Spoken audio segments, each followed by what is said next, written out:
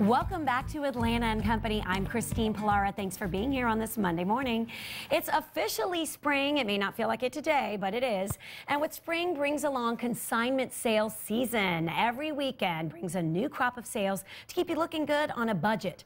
To score the best deals or make the most money you need to approach the sale, you have to do it like a professional. And back again is a shopping queen, Fatima Menakarimi, to tell us how to become a consignment sale pro. Welcome. I love this topic. Good morning. Just started cleaning out my closet this weekend as we speak, getting my piles ready. And there can actually be a dozen consignment sales to choose from on any given weekend. So the question is, where do you go? How do we find it?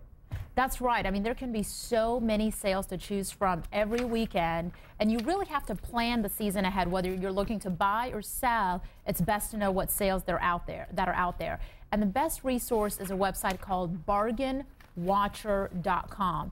And you simply go to that website at the top. I'm writing it down, bargainwatcher.com. Go to the top, there's a tab that says sales, and just choose the month that you're looking forward to going, or you can just simply choose your state, and you will just see the entire season listed out. And you click, and it gives so many details as far as what items they're selling, any special preferences that they might be giving as far as if you consign or if you don't consign. So lots and lots of information. Okay, so now that we've planned out what shops we're going to go to, what is the first thing? What's the first step that we need to do? Well, the first thing I always say is dress for the occasion. It's not simple that you just show up for these consignment sales, but you really have to plan it out, both when you're going and how you're going. When I say dress for the occasion, consignment sales are very, very, very minimal. There's no amenities, so no shopping carts, no dressing rooms. So your only accessory should be a big, large tote bag to haul all your stuff. Okay. And your clothing should be form-fitting clothing, because you'd be trying on clothes out in public since there's no fitting rooms. Oh, that's right. Very key things to remember. Okay, what about heels? Because sometimes I know for me, when I want to buy something, it gives me a whole new feeling about it if I have the right shoes on. So that would be another thing. If you're looking to buy anything that would be long and you want to make sure that the heels work, obviously take those shoes with you, okay, to make sure that you have that with you. But once again, it's another thing that you're going to be toting along, though. Exactly, yeah. That and some cash, right? Cash is king. Cash is king at those things. Consignment sales are mostly a cash business. It's simple and fast.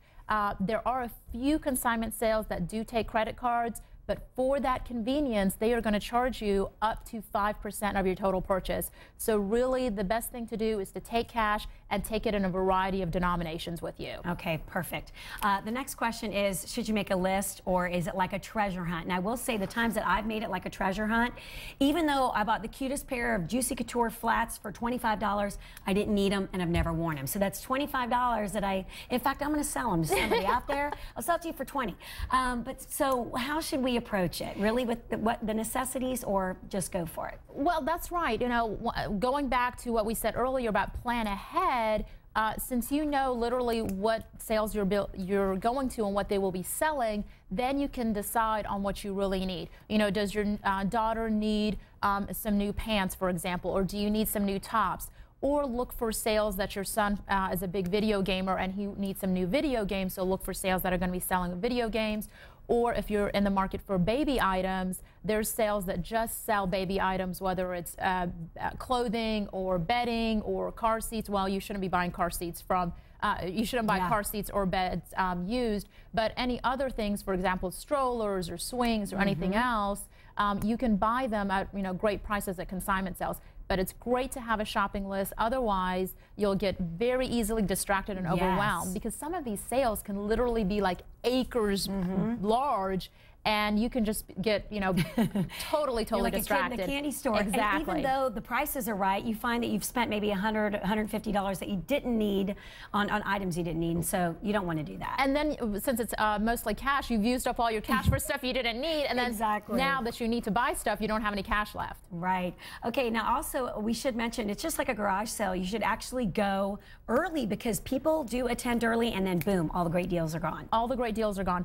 You need to make sure what their policies are about getting in early, which days, for example, they have, and call and see what you can do to get in early. For example, if you offer to volunteer, or if you become a consignor And some, the new trend right now is that some consignment sales will actually charge a cover fee for the first few hours for you to get in early. So just call and see what you can do to get in early and get first dibs on all the great stuff. Okay, let's talk about the person that is selling something. How do you get started? I will say I did have a friend that has run some consignment sales, and I was about to take some stuff to her, but then I realized that she takes a really big chunk of it.